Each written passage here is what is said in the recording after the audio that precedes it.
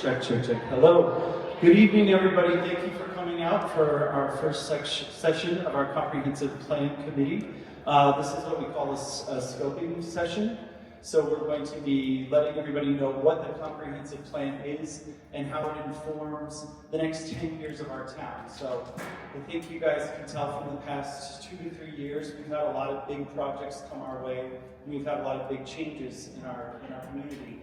And this is the public's opportunity to inform how we change, how we grow, how we evolve, what we want to stay, what we don't want to stay, what we don't want to evolve into.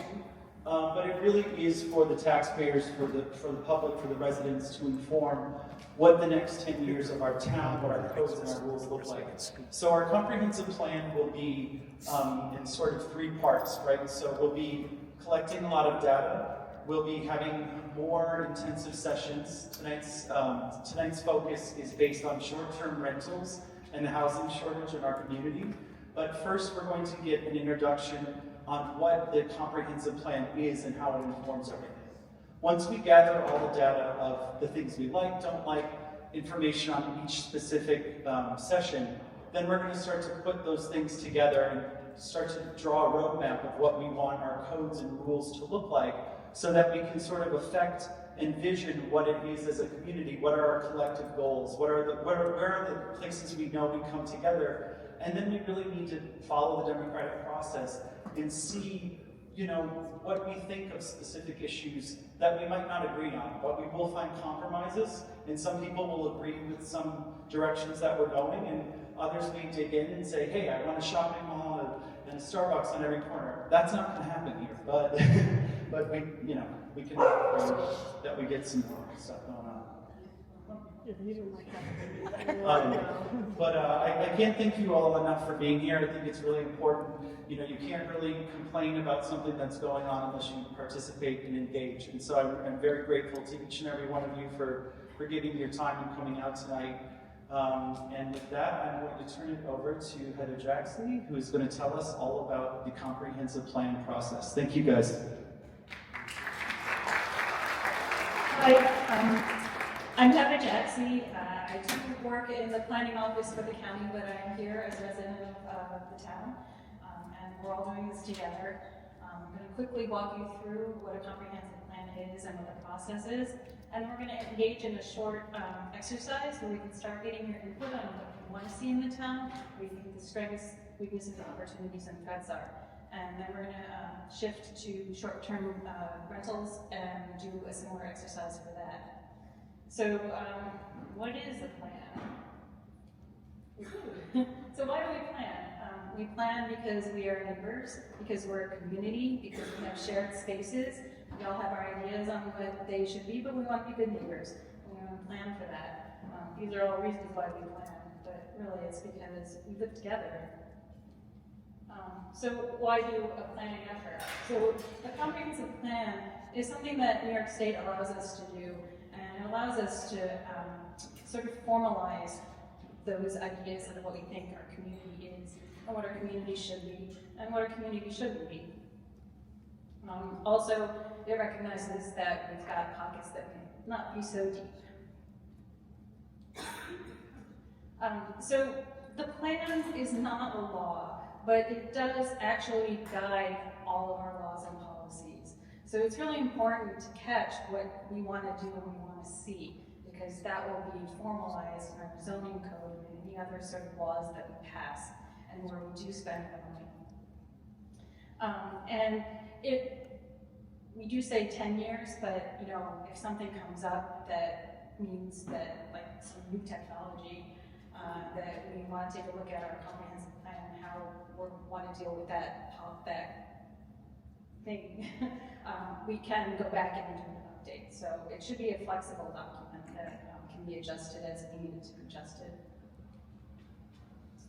So who writes the plan? Well, you have a committee. We've come up with a committee that hopefully represents a little bit of each of you. But the committee is really tasked with getting all of your input. Everybody's input is important, and everybody's input is equally important. We'll all vote on things, but you should all vote on things too. And throughout the next few months, We'll be having more sessions on various issues and encourage you to participate in various ways that really can get a broad spectrum of ideas. So the plan includes 4 parts. Usually it's like a sort of history of the town, some of the statistics about us. We'll, reach into the census and see what's there, and all sorts of various places where we can mine some data. And then what we'll start to work on tonight is, what are our goals? And then how do we achieve those goals? So we have implementations and actions at the end. So that sort of sets it up on, like if we all agree, we don't all agree, but a lot of us agree that there's, something that we want to encourage development in one part of town, then the next step is to change the zoning, or, people are concerned about noise, or whatever it is that people are worried about, then the next step is to think about how those things can be changed and implemented. Redundant. So this is what we're doing now. We're holding public information sessions. We'll probably get an opinion survey out there at some point, so people who can't get to these meetings can also participate. We analyze the data.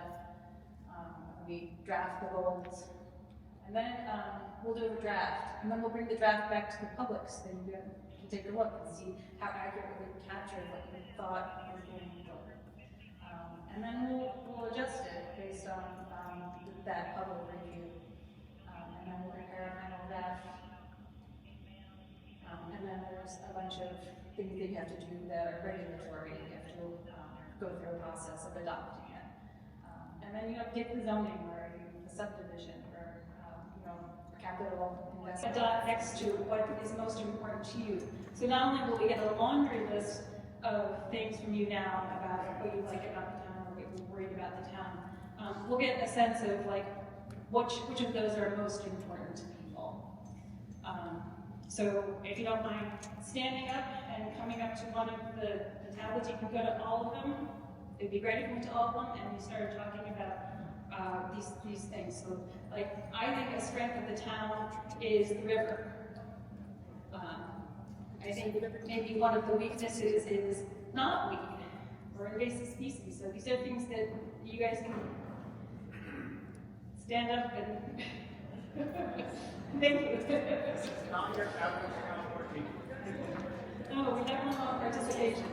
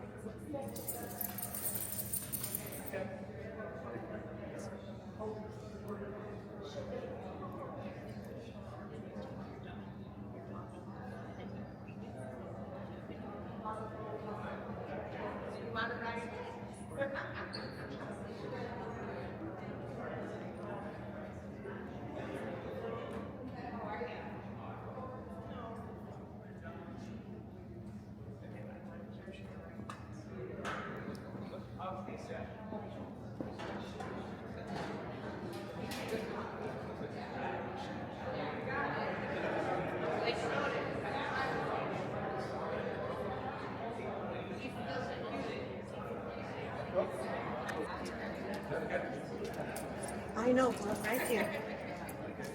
Nice. When do we do the dots? This is just Once we get the list, and then you'll come up and you put the dots on what you. Yes, I think you're starting the process. Okay.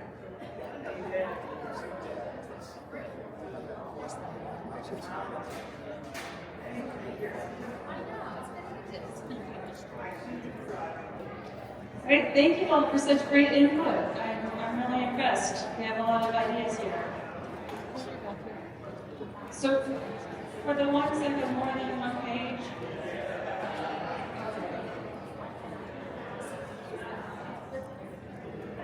no, but we have people.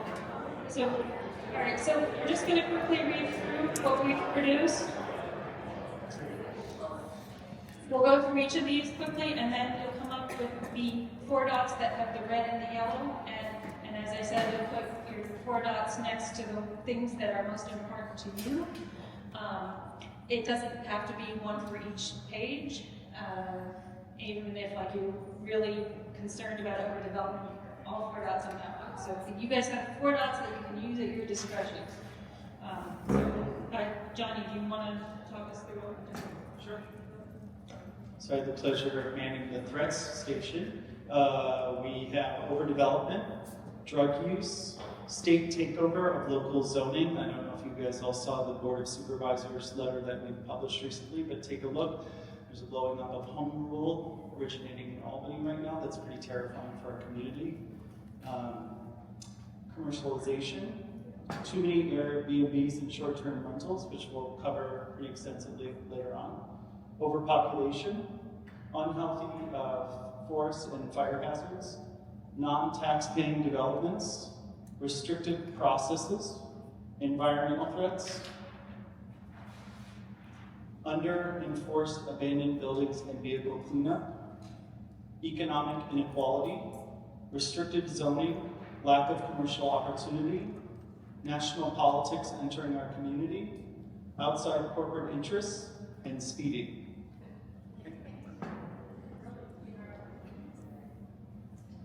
Okay, I have opportunities. We have tourism, small businesses, more diversity, develop good affordable housing, community involvement, increased basic services, grants, such as grants for beautification, community spaces, sustain river and nature culture, change the zoning to have more commercial properties, untapped new community members, increase in the national park, and public spaces for recreation and hiking.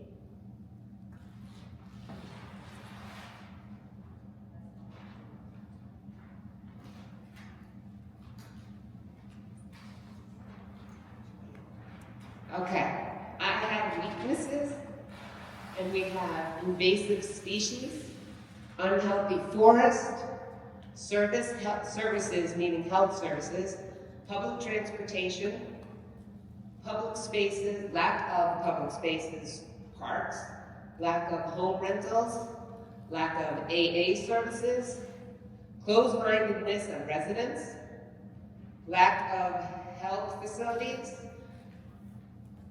not knowing how plans have, we got that. I can't remember.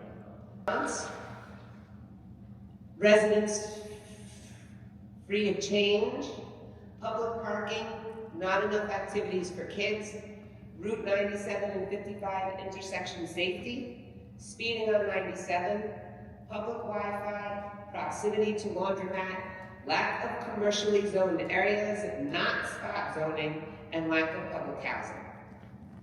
And the strengths are, it's a hometown feel, the river, it's quiet, the nature, the rural area, the beautiful area, grassroots, community involvement, the residents, the neighborliness, the culture, the protection of the ridgeline, the scenic byway, the commercial aspect, the tourism, farmers market, the history of the area, and a low density population. Yeah. We're going to hang all this over there, and you guys can come up with those dots, and as I said, you vote on them. Yeah. I'm going to put them all over there. We're going to just over there.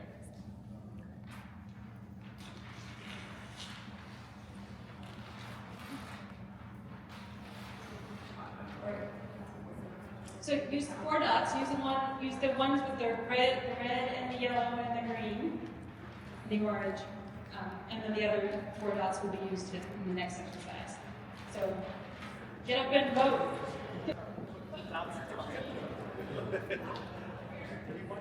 Yeah. Let me know again.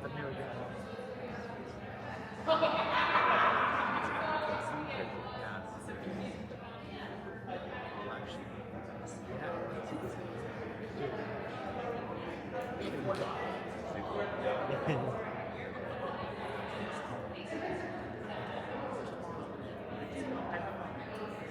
the first I asked a while ago.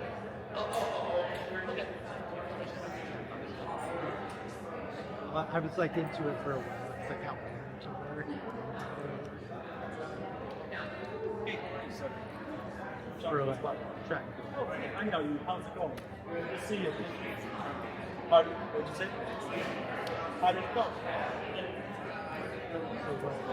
Were you at the zoning? The zoning board? just seconds ago. Oh, you just in the code office. Oh, good. Good. We have a lot of issues right now. Hopefully it's sustained. Time guys kind of invitation, but consistent advice. Yeah, they were. If you wanted to come in, when are you going to come out with Chris? Same time around. He would be able to have. He's got a construction background. Pardon? I'm working on it. Okay. All right. Yeah. He'll be the placing tomorrow, just as like this full official there, but he's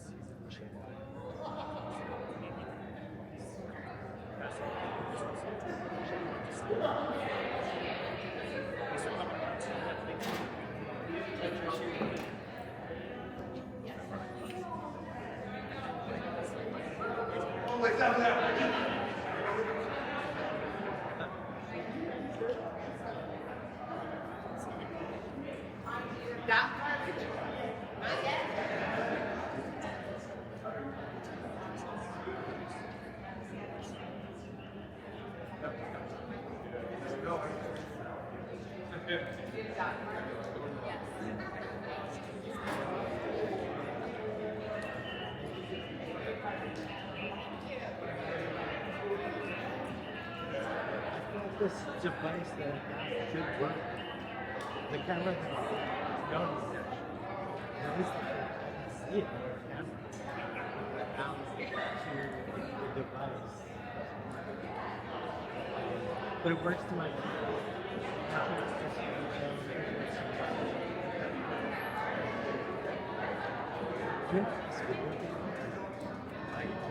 I've got a.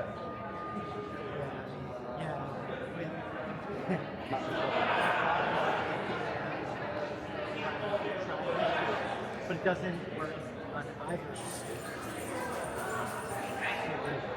Cable. I don't know. But it's weird because like I get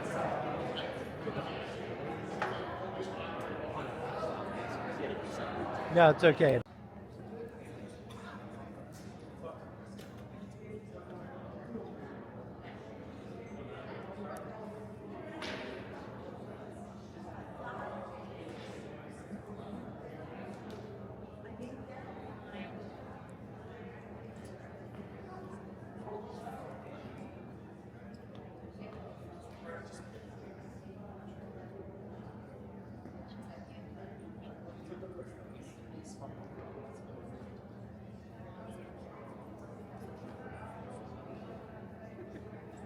So people love the river. We love the river a lot. And we're worried about health services. And we're worried about lack of commercially zoned areas. And we think some of our threats are unenforced abandoned buildings and vehicles. And people are concerned about non-tax-paying development. And we really like small businesses and we want to sustain the river and natural cultures. This is great. You guys did a great job. So we're going to move on to short-term rentals. And Carol Roy will walk you through what we have on that. And then we'll do a similar exercise. We'll do the same exercise and we'll focus it on short-term rentals and housing. I just wanted to tell everybody too, we do have a committee and most of the committee members are present. We're just missing Scott Halleck, Matt Nelson, and Lori meetings. You know, there are committee member leaders within it, but you know, everybody's welcome to come to the meetings at any time. And also, Sonia had the hindsight to put a suggestion box out. Yeah. So there's no cards and suggestions. So if you're not comfortable speaking in public or you don't want somebody to see what you're writing, you're more than welcome to anonymously submit some advice for us. I just want to tell you all too that all of these things that we've identified are things that we're actively working on. You guys did a really amazing job kind of manifesting what we see as challenges and strengths of our community. So really excellent job. And with that, enjoy the Carol. Okay, so housing. We wanted to put together some information, basic information as background for you. And we have a number of plans and studies that have been done in recent years that we can draw from. One of them is a plan that was commissioned by the county 2 years ago, the Southern County Comprehensive Housing Strategy. So some housing characteristics. This is as of 2020, and most of it is from the 2020 census. 50,000, just under 51,000 housing units in the county. About 56% of them occupied by resident households, which is a slight drop from the 2000 census. And we now see that more county residents commute to jobs outside the county than work in the county. Some of the trends that were identified in that study are things that everybody is pretty aware of. COVID-19 kind of transformed and accelerated some trends that were in place. It affected working and commuting patterns. People discovered with Zoom and other platforms they could work from home. And that created a kind of gold rush of real estate, spiked sales activity with what we call COVID refugees leaving the city and coming out here. And that affected housing prices and availability. And that trend of vacation, short-term housing, rental housing, is likely to continue and intensify.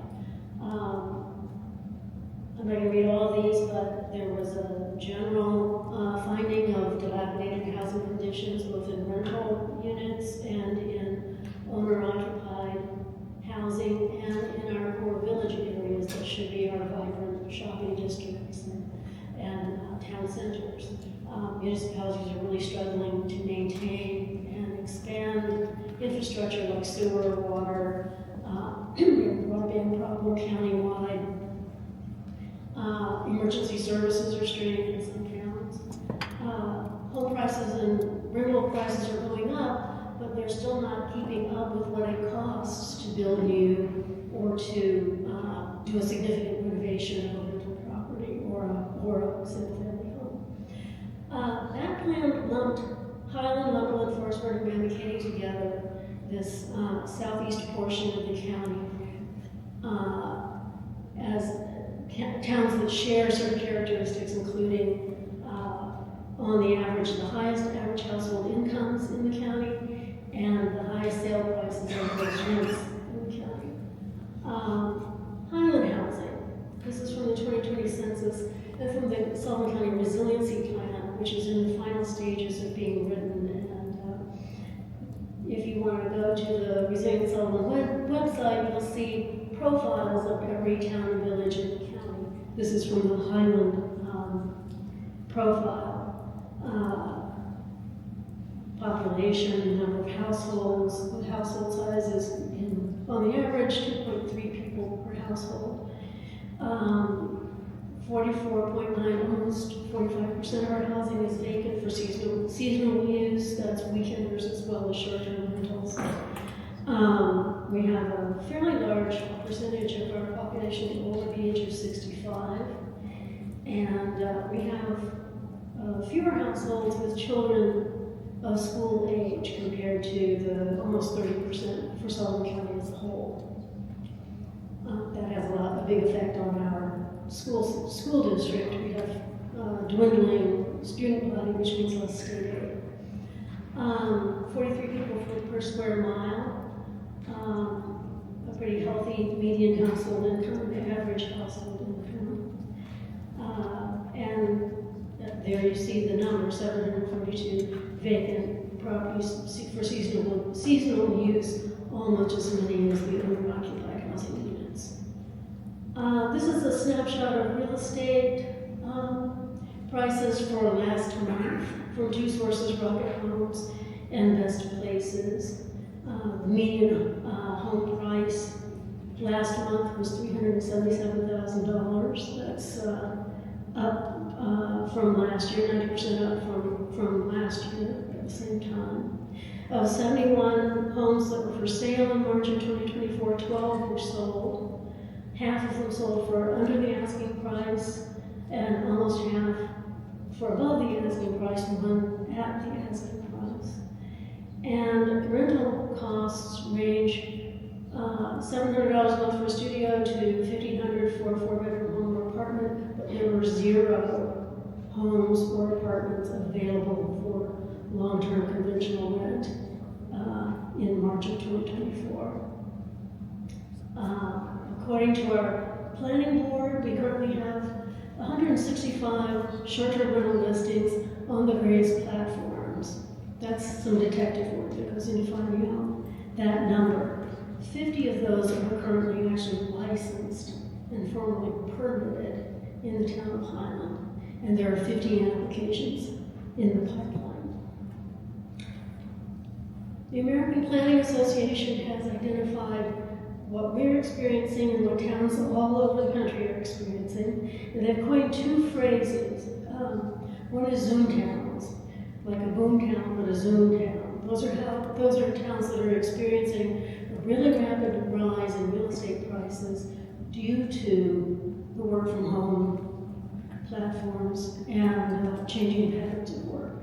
And the other is the missing middle, the fact that there is very little housing that would be described as worker housing or middle income housing, starter homes for people who are employed, working, but can't find a place to live, either a rental or a house that they can afford to purchase.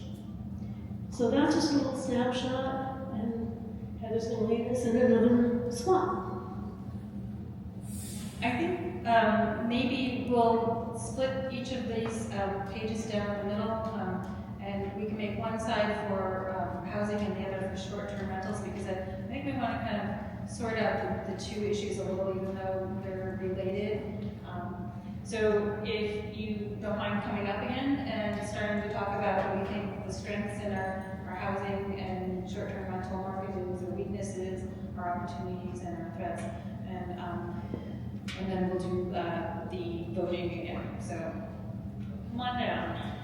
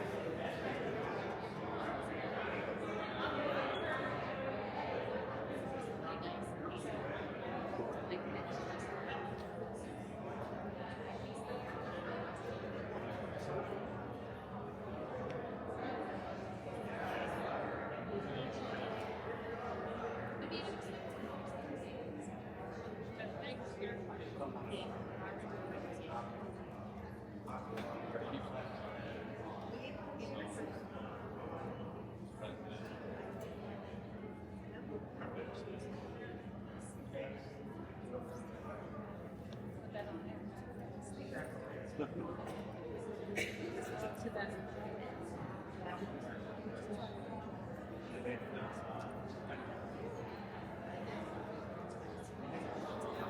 sure they have. Trying to write different states.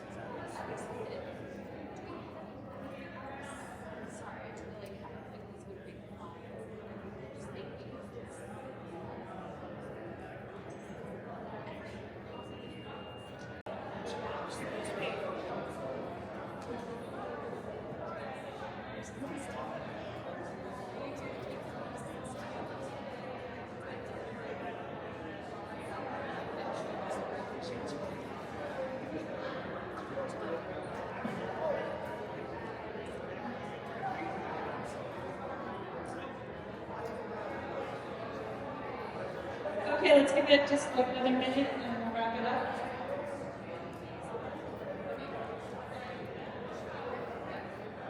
Everybody hide your daggers, don't be nasty to these people, because that's not what we're here to do. Can you raise your hand if you have a short-term rental? Can you raise your hand if you have a short-term rental? Put your hand up, Jules. Anybody else? We did. Pardon? You moved into your short-term rental. Got it. Short-term rental.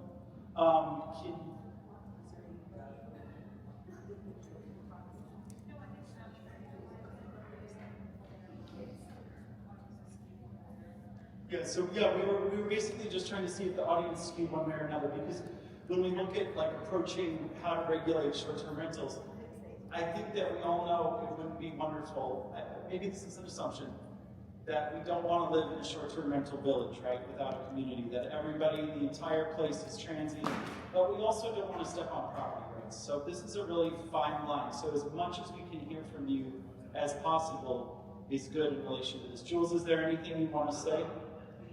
Those who have short-term rentals now ask the question, who has property that they rent on a long-term basis? Yeah, are there any long-term rentals in the house?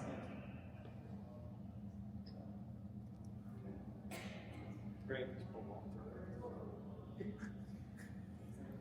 All right, so I think at this point we should get your dots out. No? Okay, all right. Threats.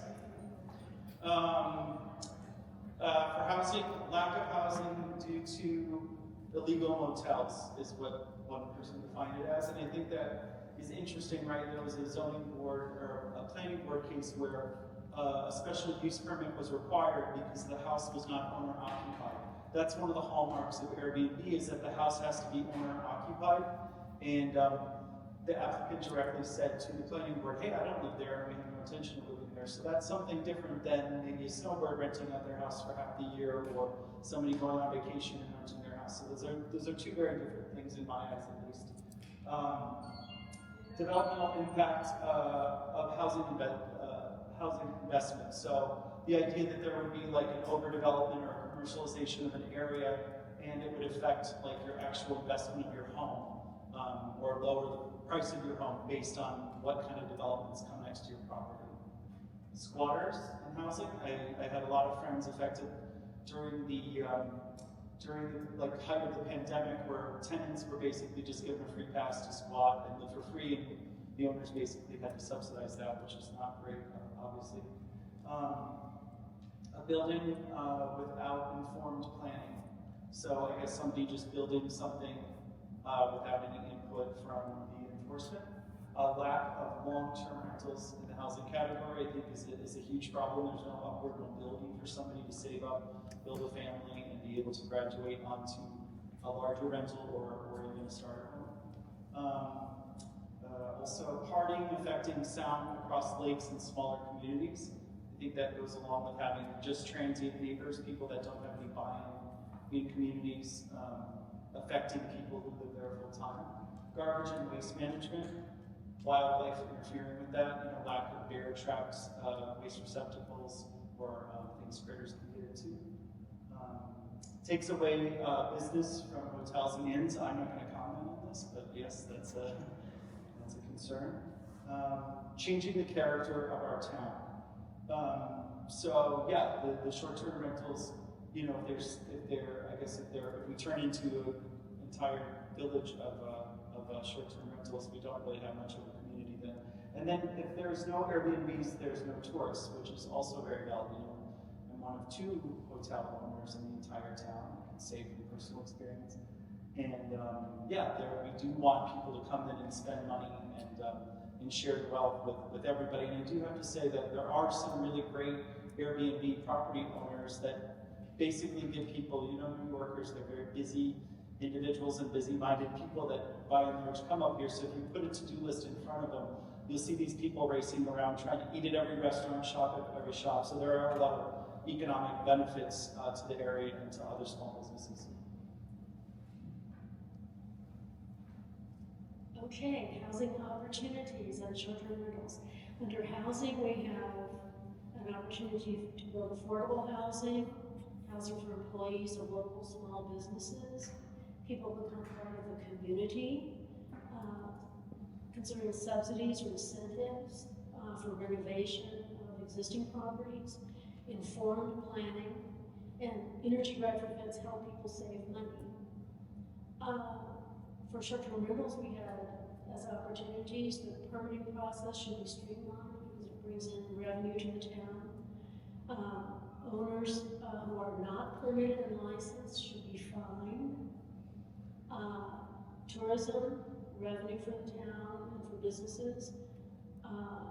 Work for local tradespeople, and more people spending money.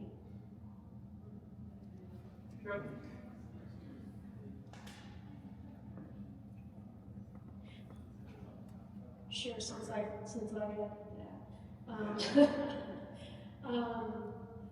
Energy revenue, it costs about 2% more to build a super efficient house with healthy materials, and it saves the owner money over that cost is recouped within 5 years.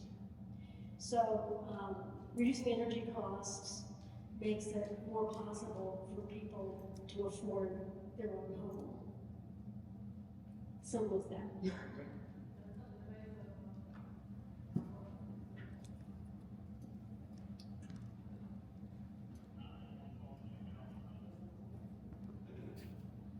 Okay, weaknesses.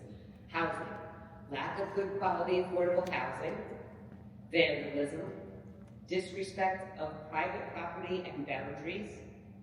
Lack of good tradesmen. Lack of infrastructure. Zombie houses. Houses which are owned but uninhabited. Too expensive for most full-time residents. Under short-term rentals, zoning unfairly enforced. Commercialization of River Valley should include short-term rentals. Raised fee, ? For county. Absentee ownership. Vandalism for the short-term rentals. Money goes to the outside of our community. Year over year, demand is down, and first responders are unaware of guests. Strengths for housing, community involvement, rentals for families needed, largely natural, don't know that word. What is it? Environment. Employees for small businesses, supports local economy, support local plans. For short-term rentals, it brings in tourism money. It's needed. It supports local businesses and restaurants. It's a tourism-based economy. Regulatory review and approval. Provides economic relief for homeowners. It's a tourism industry. Supports home maintenance businesses. Increase in home value after permitted. And media influence. More eyes on the area.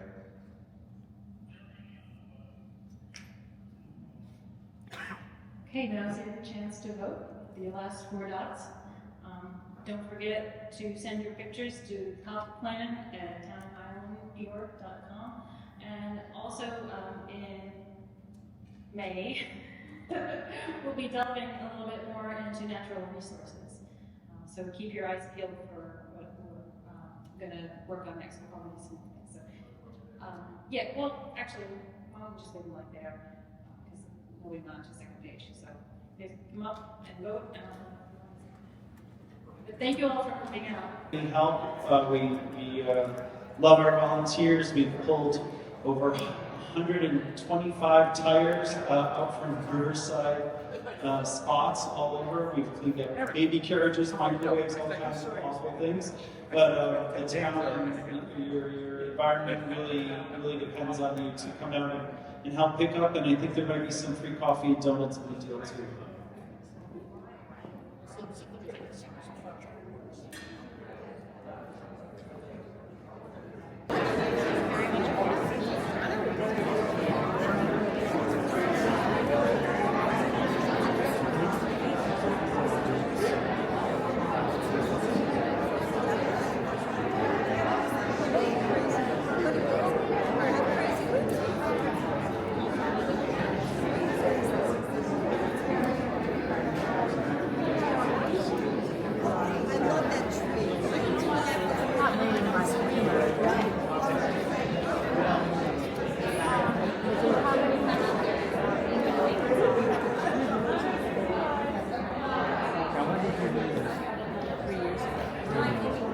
So we have to pay a fee, it's like $20 a month for the connections. Right. We also do very